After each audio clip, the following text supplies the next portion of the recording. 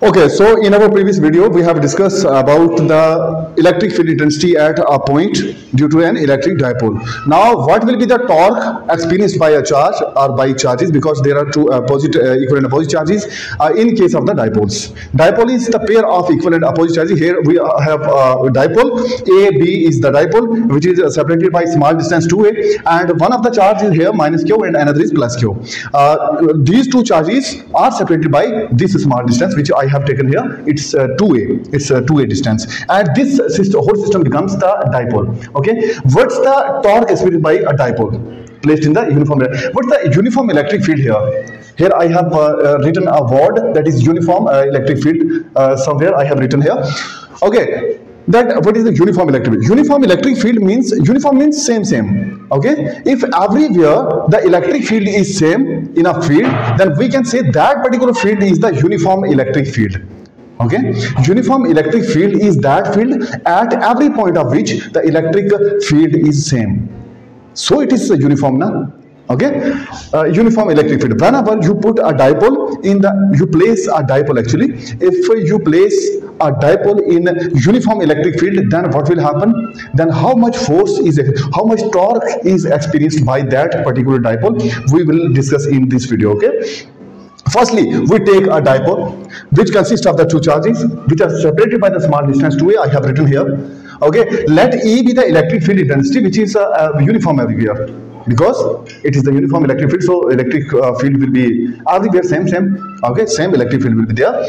Electric field intensity, F, what will be F here? F is the force experienced by the, because electric field intensity is actually the force experienced by the charge, and we will write here the concept of the electric field intensity. How? Because force is to find here. We have to find the force here, na? So that's the reason.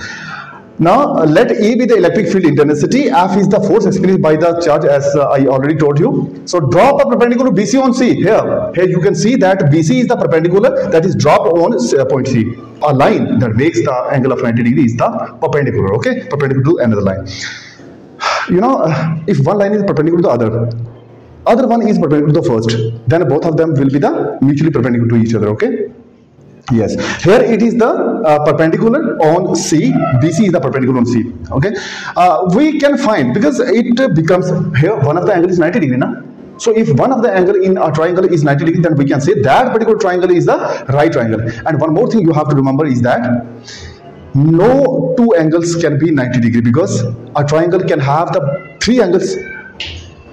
Minimum three. Minimum. It's not the maximum case, but it has the three angles.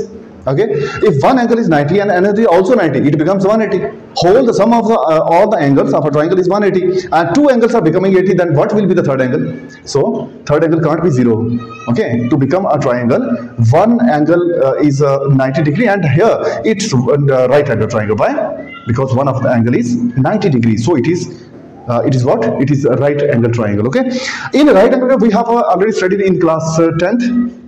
In chapter of introduction to trigonometry, in 8th chapter of mathematics, you have studied that sine theta is perpendicular upon hypotenuse. When you have studied this formula by it's a trick to remember that how sine is equal to perpendicular upon hypotenuse, and cos is equal to base upon hypotenuse, and tan is equal to perpendicular upon base. You have already studied. It can be done by using a simple trick that some people have. Yes, some people have curly black here. Curly black here. Till painted black. What does it mean? Till painted black. That means the sine is equal to perpendicular upon hypotenuse, cos is equal to base upon curly black here, na?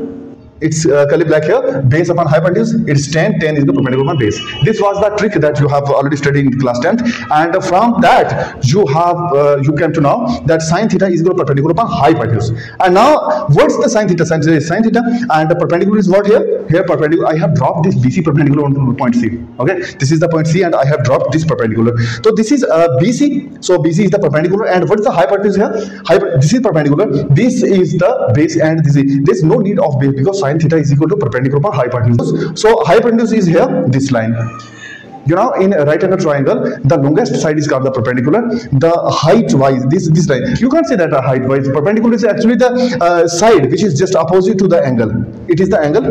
Okay, with the horizontal axis, the angle made by this dipole is called the angle. Okay, this is theta. Actually, this sine theta. Okay, theta is here. Here it's theta. Then in front of, in opposite side of the theta, that's angle, you have the perpendicular, okay? And another side is, of course, its base.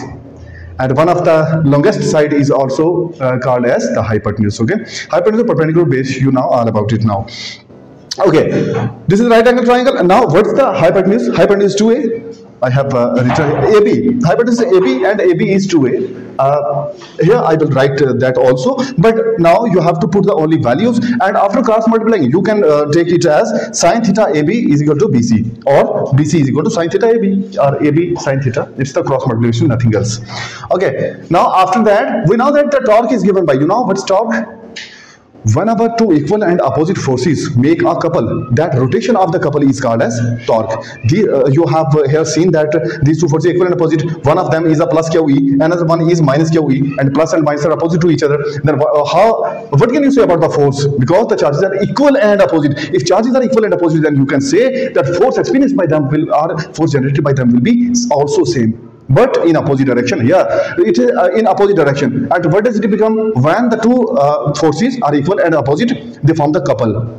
And the couple, rotation of that couple is called the torque. And we have to find that.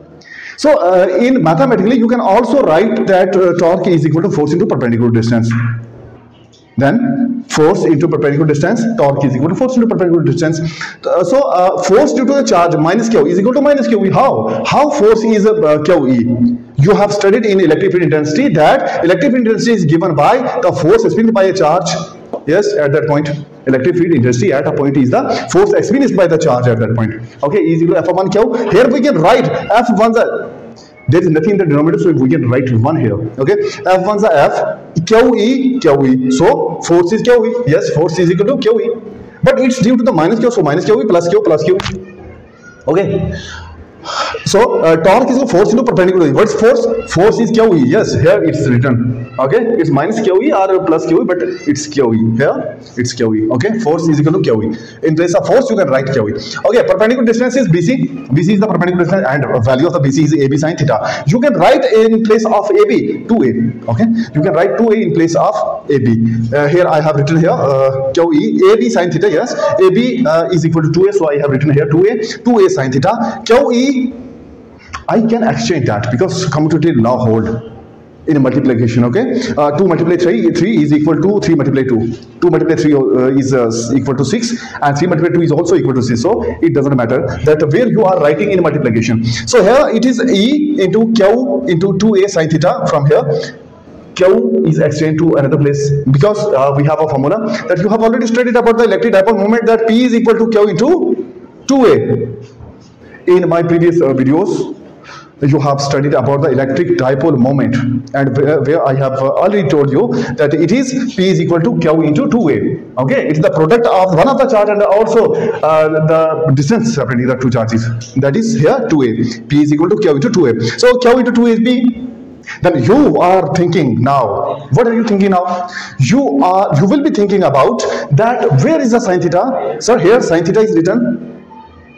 Here sine theta is written, but here you have removed that sine theta. Why? Because I have told you in class 11th that dot hatao, cos lagao, cross hatao, sine lagao. I have already told you. So here I have removed sine, written cross. In place of cross you write sine theta. In place of dot you write cos theta. So sine theta has been removed, or I can't say that it is removed. It's replaced by the vectors. Vector, how? Cross हटाओ, sign लगाओ, vector को scalar बनाओ. Okay, that was the our line. Okay, so here we can write sin theta. In place of sin theta we have written cross. That was all about the torque experienced by a dipole that's placed in the uniform electric field.